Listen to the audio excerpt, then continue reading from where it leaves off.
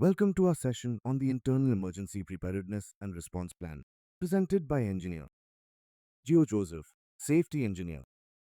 In today's presentation, I will guide through the essential components of our hospital's internal emergency strategies, designed to ensure swift, effective responses to unforeseen crises. With a focus on practical measures, roles, and protocols, this plan is crucial for safeguarding both patients and staff during emergencies. This training will help us understand the framework for maintaining safety and operational continuity amidst any internal disaster, highlighting the importance of preparation and coordinated action. Purpose of the training: Internal Emergency Preparedness and Response Plan. 1. Educate and inform. Provide a comprehensive understanding of the hospital's internal emergency preparedness and response plan. Highlight the importance of being prepared for various types of emergencies. 2. Enhance preparedness. Equip staff with the knowledge and skills needed to respond effectively to emergencies. Foster a culture of safety and readiness within the hospital environment. 3. Clarify roles and responsibilities. Define the roles and responsibilities of all personnel during an emergency. Ensure everyone knows their specific duties and how to work together during a crisis. 4. Promote coordination. Emphasize the importance of coordination and communication during an emergency. 5. Continuous improvement. Encourage continuous assessment and improvement of emergency plans and procedures. Prepare staff to participate in drills, training, and post-incident reviews to enhance overall preparedness. What is internal disaster? Internal disaster is an event that may affect the safety of patients and damage the hospital infrastructure. What events that may cause activation and evacuation? The following are types of incidents and factors could influence activation of evacuation protocol. Internal emergencies can be fire smoke, loss of medical gases, e.g., vacuum suction, compressed air, oxygen, loss of heat, loss of electrical power, loss of air conditioning, loss of telecommunications, explosion bomb threat, internal flooding, armed or violent visitor, hazardous materials release, etc. Code Red classification upon fire. What is Code Red? It is the hospital emergency code word to initiate alert/response APH staff to fire. 1. Verbal Code Red, activated by staff to activate the race procedure in the event of fire. 2. Overhead Paging Code Red is the code used by paging system mention the location, providing instructions to be evacuated the area. Activation of internal emergency. If you want to activate any type of emergency, follow the given steps. 1. Call emergency hotline number 2222. 2. Mention your name and department. 3. Type of code. 4. Mention the room number or any landmark. The National Fire Protection Association, NFPA, classifies fires into different categories based on the materials involved and the appropriate extinguishing agents. 1. Classifiers. Fires involving ordinary combustibles such as wood, paper, cloth, rubber, and some plastics. 2. Class B fires. Fires involving flammable liquids, gases, or greases such as gasoline, oil, paint, and propane. 3. Class C fires. Fires involving electrical equipment and circuits. The fire's classification changes once the electrical power is turned off. 4. Class D fires. Fires involving combustible metals such as magnesium, titanium, and sodium. 5. Class K fires. Fires involving cooking oils and fats, commonly found in commercial kitchens. These classifications help in selecting the right type of fire extinguisher and firefighting methods, ensuring effective and safe fire suppression. Types of fire extinguishers. Fire extinguishers are classified into different types based on their contents and the types of fires they are designed to handle. 1. Dry power or dry chemical type. 2. Foam type. 3. Carbon dioxide type. 4. Wet chemical type. 5. Water type. Dry chemical or power type extinguishers. Type. Available in several colors, often red, with a yellow or white band. Types: ABC dry chemical, Suitable for class A, B, and C fires. Contains a powder, usually monoammonium phosphate, that smothers the fire and interrupts the chemical reaction. PC dry chemical. Suitable for class B and C fires. Contains sodium bicarbonate or potassium bicarbonate. Not suitable for class K fires. Foam extinguishers. Type often cream colored. Use effective on class A fires and class B fires involving flammable liquids. Foam blankets the fire, cutting off the oxygen supply.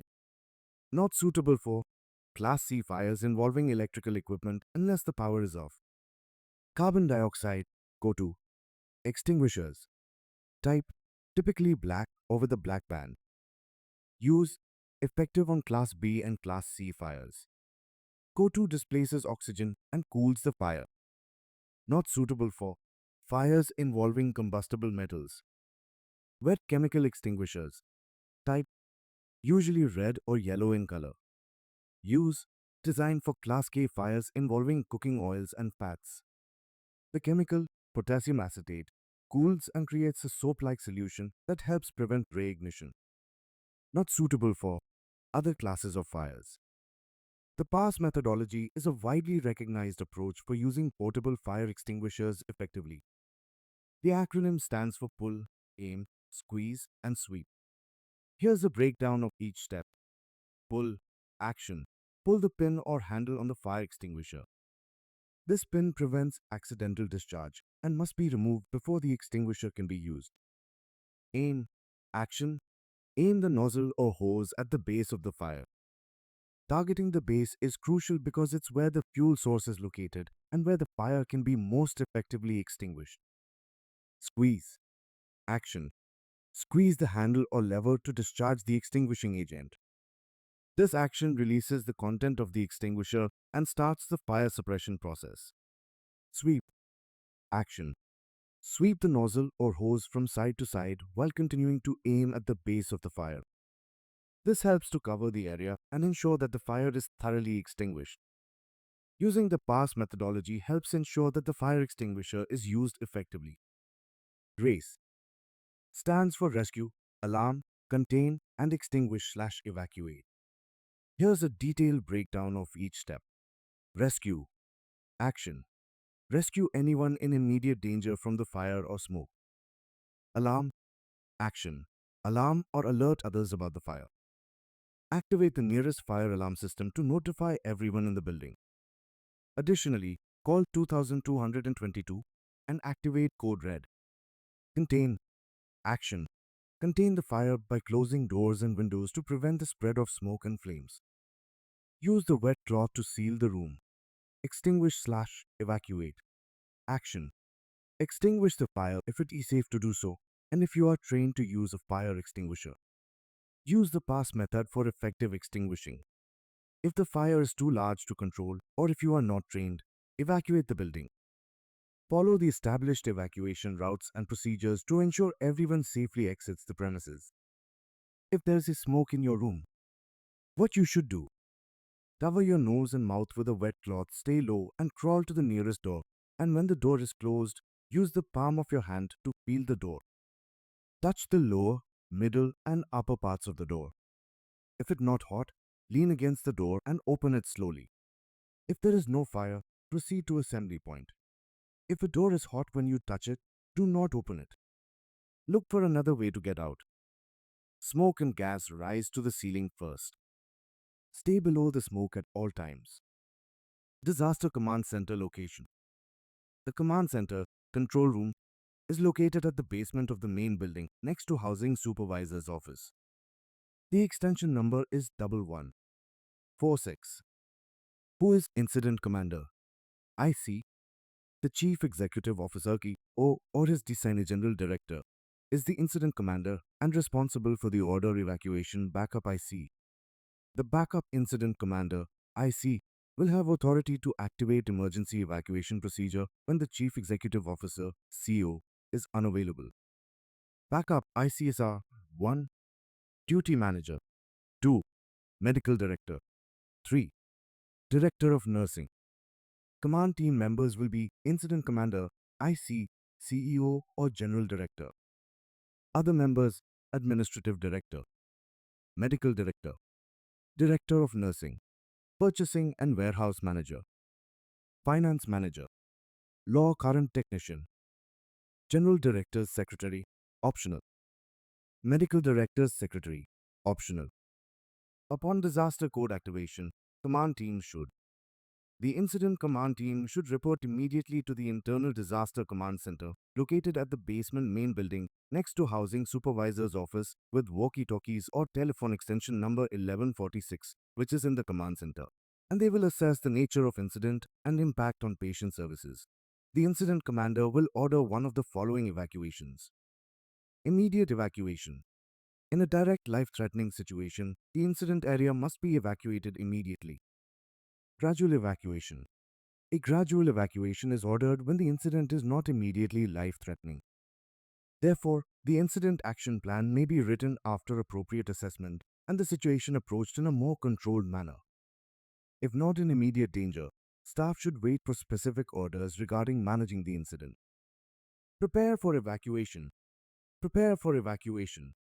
Begin preparation for evacuation. Types of evacuations are horizontal evacuation. Horizontal evacuation requires movement of patients out of direct threat and to the opposite side on the same floor. Vertical evacuation.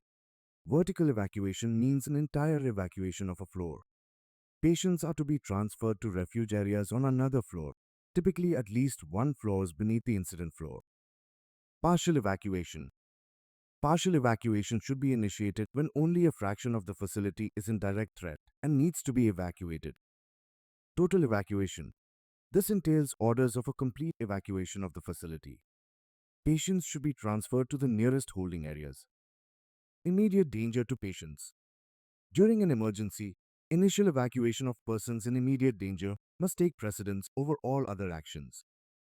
Hospital personnel in the vicinity of an incident requiring immediate life-saving action may order partial horizontal or partial vertical evacuation of a particular area. Therefore, if a disaster occurs in a patient care area or threatens a patient care area, employees should remove patients who are in immediate danger. Do not wait for instructions. Patients should be taken to the nearest safe area on the same floor if possible, horizontal evacuation, or to another floor, vertical evacuation, when appropriate. The objective is to get patients, families, staff, and visitors to safe refuge areas. If the patients are not in immediate danger and the alarm has been activated, staff should wait for evacuation orders. No immediate danger to patients. Initiation of a partial or complete evacuation of the hospital, with the exception of the need to move persons in immediate danger, should be coordinated under the direction of the CO/GD or backup ICs. Evacuation and specific guidance for travel route and in-house transportation must be a systematic, coordinated effort in order to remove all patients, families, visitors, and staff from the incident area in a safe and timely manner. Types of patients in APH. Ambulatory. Don't want the assistance semi-ambulatory. Requires some assistance to evacuate. One staff member usually needed to assist. Non-ambulatory. Requires significant assistance to evacuate. 2 to 4 staff members needed to assist. Special. Requires very special assistance for evacuation. This can apply to patients or clients and includes patients undergoing surgery, on life support systems, on dialysis, or under deep anesthesia, infants and small children. Facility Emergency Response Group, Facility ERG. Facility ERG is selected members will gather at the Internal Emergency Command Post to control the disaster. Facility ERG members are 1. Safety Engineer / on call. 2. Safety Officer on duty. 3. Nursing Supervisor on duty. 4. Security Supervisor on duty. 5. Electrical Technician on duty. 6. Housekeeping Supervisor on duty. 7. Biomedical Technicians on duty. 8. A/C Technician on duty. 9. Infection Control Practitioner on duty or on call. 10. Inpatient Director on duty. 11. Plumber on duty. What is Internal Emergency Site Command Post? Internal Emergency Site Command Post is a site control center established by the safety officer/engineer on duty in cooperation with the nursing supervisor and facility erg as a gathering point. Note: the Internal Emergency Command Post shall be located as close as is safely and practically possible to the site of the emergency. Triage Team on Code Activation. Internal Disaster Triage Team will consist of the members mentioned below in the chart, who will gather at the assembly area to triage the casualties in order to prioritize their treatment. Triage team will be 1. A physician, if 2 physicians are available in a department. 2. Surgery consultant on call. 3. Nurses provided by nursing director. 4. Inpatient pharmacist on duty. 5. Head of ICU department / on call. 6. IPC practitioner on duty. Medical Emergency Response Group, Medical ERG. Command Center can request to Medical Emergency Response Group, Medical ERG, to go to affected site. Note: all the above mentioned Medical ERG team should be called by telecommunication operator in case requested from Command Center. Medical Emergency Response Group will be 1. Head of ER Department. On call. 2. Head of Surgery Department. On call.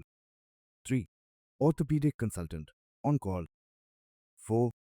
Cardio Consultant. On call. 5. Head of Anesthesia Department. On call. 6. Head of Internal Medicine Department. On call. 7. Head of Pediatric Department. On call. 8. Head of Obstetrics and Gynecology Department. On call. 9. Head of Social Service Department. On call. 10. Anyone chosen by the Command Center. On call. Staff and Employee Response. All staff/employees who are at or near the fire's point of origin shall follow the procedures outlined by the RICE acronym. Rescue all patients, visitors, employees, staff, and volunteers from immediate danger. Activate alarm at the closest fire pull station and by dialing and reporting the location of the fire. Confine the area by closing all doors. Extinguish the fire if the fire is small.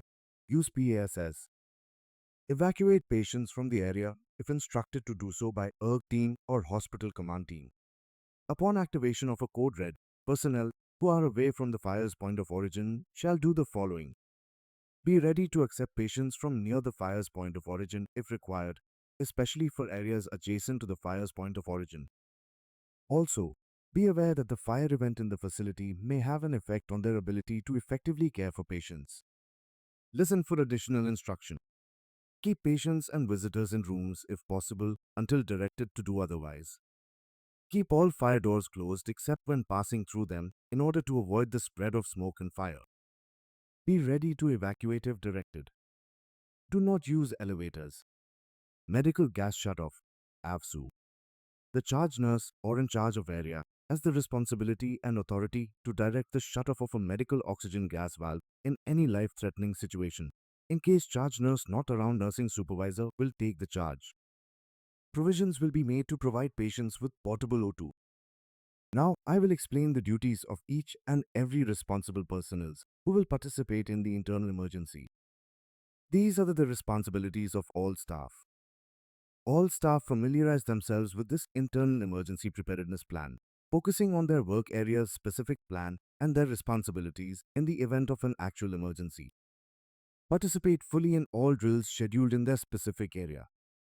Practice race procedures, including evacuation and rescue techniques. Incident Commander, IC, responsible for announcing the emergency state and contacting local authorities. Appoint command staff and section chiefs. Activate the communications center. Order type of evacuation needed: immediate or gradual, vertical, horizontal, partial or complete. Telecommunication operator in charge should: to receive emergency calls, announce code red over the public address system and specify the location and room number to alert staff area. Upon notification of code red by phone, call the command center team and facility ERG team. When instructed by the command center or duty manager, call the Civil Defense 998 to attend the fire call, code red, by giving them clear information. Announce all clear when instructed by the command center or ERG leader. Report any information regarding elevator problems immediately to the safety officer and nursing supervisor/coordinator to proceed to the emergency site. Record all steps, timing, and actions taken in the logbook. When receiving information regarding code red through telephone 2222 from any staff, announce 3 times over public address system, Arabic/English. When requested by the command center, announce twice over the public address system, location all clear. Director of Safety and Security should receive notification from the telecommunication operator in charge of potential fire/smoke or internal emergency situation. Proceed immediately to the area in order to meet the nursing supervisor or staff in charge of the area. Security supervisor, provide advice if necessary. Liaise with the nursing supervisor, facility erg and security supervisor in order to establish the internal emergency, i.e. site command post in a safe location close to the scene of the IE. Before ordering the electrical technician to shut down the power, confirm from the nursing supervisor or head nurse/charge nurse charge of the area that no patient will be affected if the power is shut down. Liaise with the ERG to activate unit/department evacuation. If expert advice required, call the concerned expert through the telecommunication. Follow the instructions of the nursing supervisor and facility ERG team in order to establish the assembly area and calling the triage team. Safety engineer or safety officer should advise the nursing supervisor at the fire site and assess the implications for 1. Human safety in the immediate area affected. 2. Human safety elsewhere in the hospital. Safety of affected building fabric, plant and equipment. Assume control of firefighting until arrival. In case of electric danger and if there is a need to disconnect the power, it should be coordinated with the nursing supervisor or the staff in charge of the area. If a patient evacuation becomes necessary, take control of the evacuation arrangements. During the incidents, monitor the actual implementation and performance of the hospital fire safety plan and of the other departmental plans. After the incident is safely concluded, prior to making recommendations for any changes in the plan to the Health and Safety Committee, review the performance of the plan's execution. Director of Nursing shall go immediately to the location of the command center when code red is being activated. Coordinate with the nursing supervisor to send additional staff to assist in inpatient evacuation and triage areas when needed. Note: if the director of nursing is not on duty, the nursing supervisor will do her tasks. Nursing supervisor shall go immediately to the location of the internal emergency when code red is being activated and after receiving a call from the switchboard operator. Liaise with the safety officer on duty and facility ERG in order to establish the internal emergency site command post in a safe location close to the location of the incident. Coordinate with the director of nursing to send additional staff to assist in inpatient evacuation and triage areas when needed. Turn off the medical gas shutoff valve in case the head nurse/charge nurse is not around the disaster area. Patients that require oxygen will be provided with oxygen from portable oxygen cylinders. To the head count of patients and nurses at the internal emergency site command post, assembly points. If anybody is missing, immediately inform to the facility ERG. Head or charge nurse should, if the incident in patient care areas, implement unit-specific plan in addition to race procedure. If minor fire uses the suitable fire extinguisher, use PASS method or evacuate the area. Press nearest alarm and activate code red by calling 2222. Notify your name, department, incident location, and type of code. Turn off the medical gas shutoff valve. Patients that require oxygen will be provided with oxygen from portable oxygen cylinders. Assign staff to do the following tasks. Rescue all patients, visitors, employees, and staff from immediate danger. Duty manager should receive notification by phone or pager from the telecommunication operator in charge of a potential internal emergency and immediately proceed to the emergency site to meet and liaise with the safety officer on duty and head nurse/nursing supervisor. Inform the CEO/general director regarding the internal disaster. Upon notification by the ERG leader that the internal disaster triage team is needed, call the emergency room immediately on and inform the emergency physician or emergency head nurse to send the internal disaster triage team to the assembly area.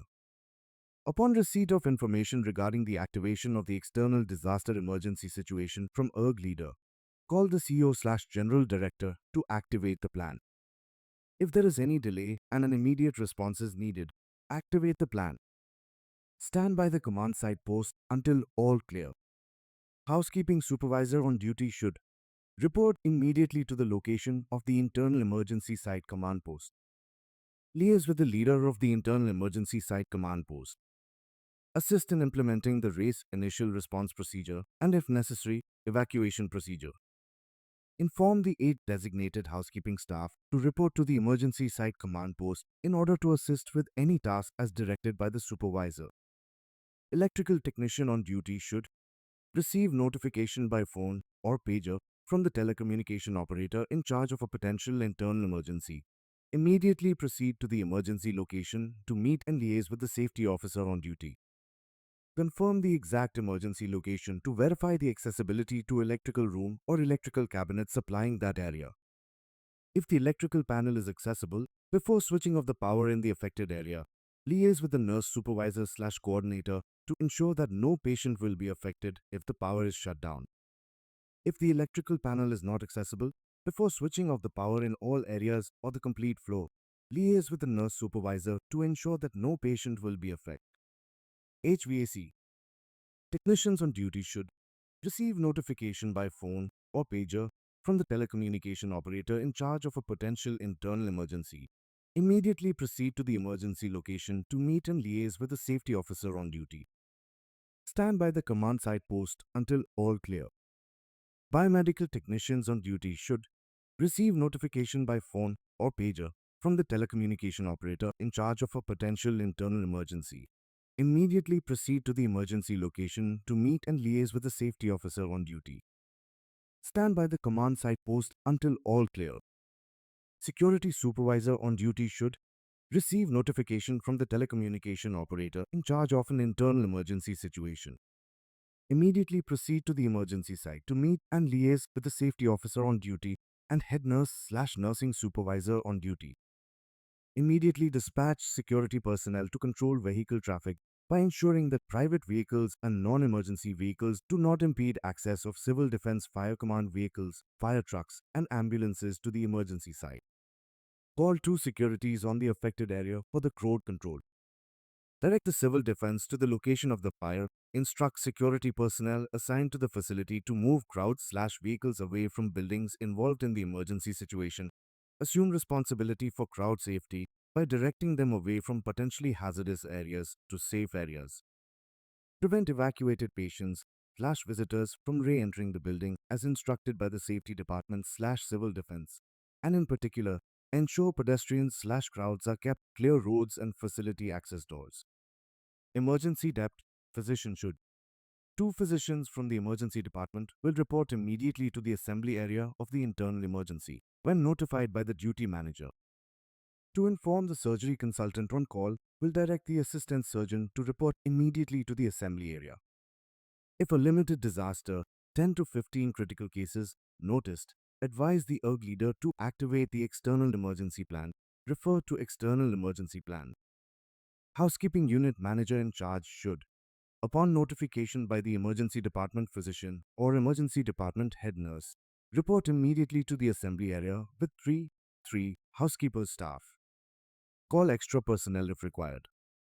Assist in implementing RACE procedure. Help and transport casualties to the emergency room. Ensure adequate supplies of wheelchairs and stretchers are provided to the holding area.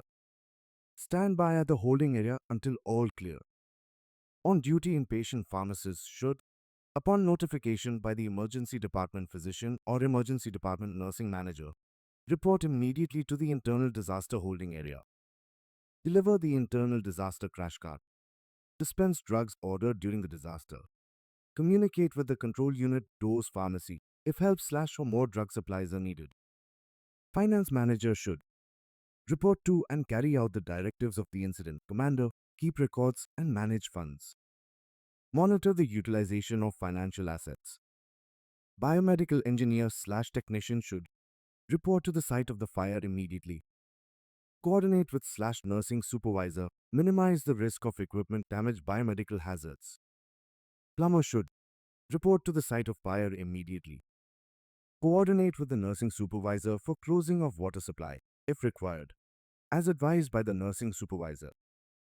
Inpatient director should coordinate with the nursing supervisor for evacuation. Security should. Security staff along with nurses will control the situation at control points. Security personnel will take immediate steps to prevent the entrance of all non-essential traffic at the incident. Transportation department should. Transportation department will keep ready the ambulances and bring the on-call staff as per the direction from the higher authority. Purchasing and stores should allocates the supplies to ABBA Private Hospital either from the contract and purchasing and warehouse department or from any vendors. ABBA Private Hospital evacuation protocol is evacuation general, movement of persons from the hospital. Non-clinical staff should follow routes to staff pools/assembly areas. Visitors should follow posted evacuation routes. Staff will guide visitors to designated assembly area. Outpatients will be guided by staff via evacuation exits to assembly area. Ambulatory patients will be led by assigned staff leaders to the assembly area. Non-ambulatory patients will be evacuated by use of evacuation matters, stretchers, blankets, or carried and led to assembly area. Order of evacuation. The ABBA Private Hospital should be evacuated in the following order. The order of evacuation does not necessarily imply priorities in the movement of persons from the hospital facility. 1. Incident department. 2. Incident floor. 3. Top floor. 4. Critical care. 5. General care. Evacuation of non-patient care areas. Should an incident occur of such magnitude requiring vertical evacuation of a specific floor, the staff personnel in non-patient areas should immediately evacuate to assembly area. If in immediate danger, you should vacate first via the nearest exit. Press manual call point if you see fire, smoke. Prior to opening an interior door, feel the door for heat using the back of your hand. Never open a door that feels hot to touch. Try to find an alternative exit. Always close doors you pass through. Before evacuating, first close all doors if you can do so without placing yourself in danger. In an area where there are visitors, calmly gather visitors in one area and direct them in a single file to the nearest exit. Assign one volunteer or employee to lead them, and one volunteer or employee to be the last in line. These visitors should be escorted to one of the assembly areas. Visitors should remain in the assembly area until an all clear. Evacuation of patient areas. Prioritize patients. Prioritize patients/areas of the facility to be evacuated. Patients should be prioritized for evacuation in the following manner. 1. Patients in immediate danger. 2. Ambulatory patients. 3. Semi-ambulatory patients. 4. Non-ambulatory patients. 5. All other patients. Special patient care areas. Each department shall follow evacuation responsibilities for their department. Special planning considerations are needed for the following units. 1. ER. 2. OR and recovery. 3. Radiology. MRI PICU and ICU. 4. ICU CCU. IMCU. Day surgery. Dialysis unit. 5. Cath laboratory endoscopy. LDR. Burn unit. 6. Respiratory care. Vent-dependent patients. 7. Isolation rooms. Here is the general instructions for all employees. Keep telephone lines clear for fire control. Do not use elevators at the time of fire. Make sure all fire, corridor and room doors are closed but not locked. Clear all corridors and exits of unnecessary traffic and obstructions. Fire drills, schedules and frequency of training. Safety unit leader will circulate the fire drill schedule via a memo to all respective departments' heads and safety designees at the beginning of the year. A simulated fire drill will be held 4 times per year at unit level for each shift of clinical areas and 2 times per year at unit level for non-clinical staff in accordance with the monthly simulated fire drill schedule.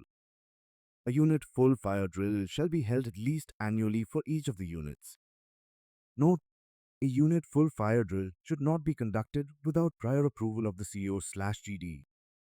In conclusion, an effective internal disaster plan is essential for ensuring the safety and well-being of all individuals within a healthcare facility during emergencies. It provides a structured and coordinated response to various types of internal disasters, such as fires, power outages, or hazardous material spills. By clearly defining roles, responsibilities, and communication protocols, the plan minimizes confusion and maximizes efficiency during a crisis. Regular training and drills are vital to maintaining preparedness and ensuring that all staff are equipped to act swiftly and effectively. Ultimately, a well-developed internal disaster plan is crucial for mitigating risks, protecting lives, and maintaining continuity of care. Thank you all. I appreciate your participation. If there is any questions, feel free to ask anytime or seek clarification. Your feedback helps me improve future training sessions. Please share your thoughts with me. Thank you for your time and attention. This is Engineer Geo signing off.